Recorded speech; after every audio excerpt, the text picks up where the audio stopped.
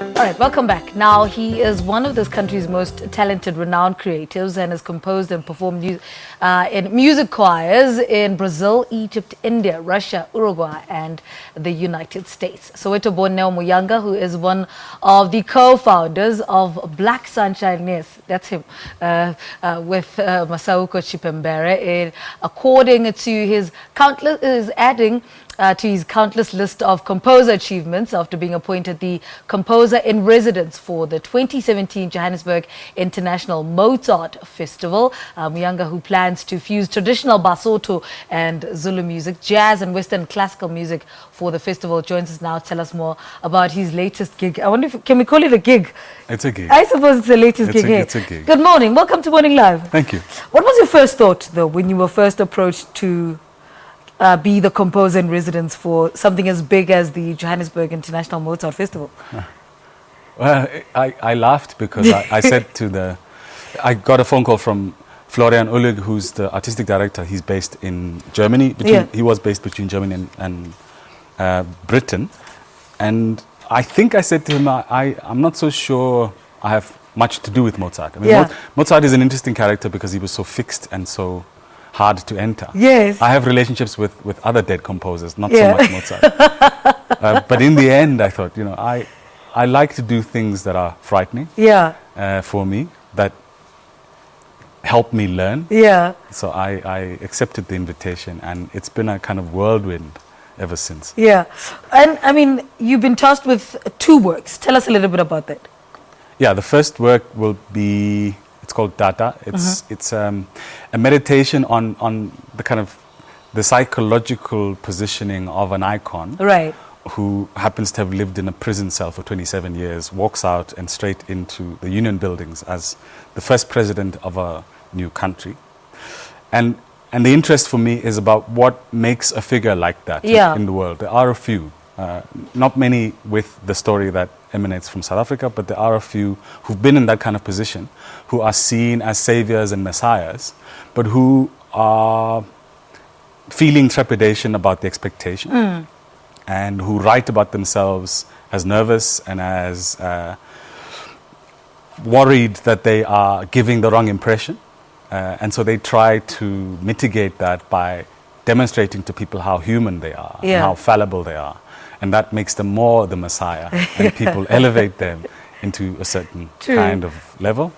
The second piece is based on an opera I've written as an adaptation to Zakes Mda's Heart of Redness, which is an interesting story about the clash of civilizations, so-called. The idea of the colonial imposition on a rural community in the Eastern Cape, in Kologa, 200 years ago, and how that traverses across time into the space of modernity. So looking at Victorian South Africa and then onto democratic South Africa and how that impacts on certain personalities across time and space.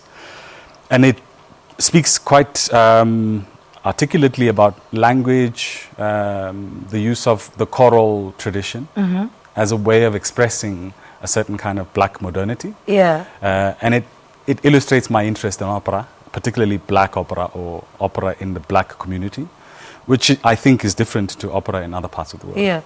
So it helps me think through that complex. Let's talk about this space that you're in and this composition space that you're in. I mean, I read somewhere that you're saying, for one moment, for one composition, it can take you 2 days. Some of it can even take you less. What space are you in at the moment? And here's your brief, and you're given 2 compositions. Where are you at the moment? Well, now they're finished. These kinds of compositions, because I'm playing them, the first piece is with a wind quintet.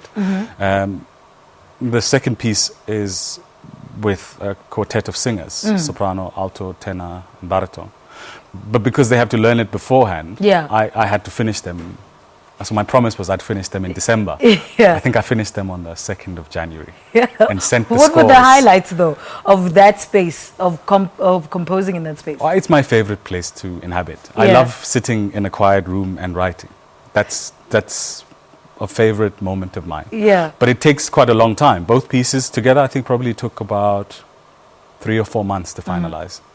Now, you said earlier that how much you love taking up challenges, and Mozart is almost seen as if it's this white and something that's there. How do you feel about that, though, dispelling this white myth that what Mozart is or classical music is?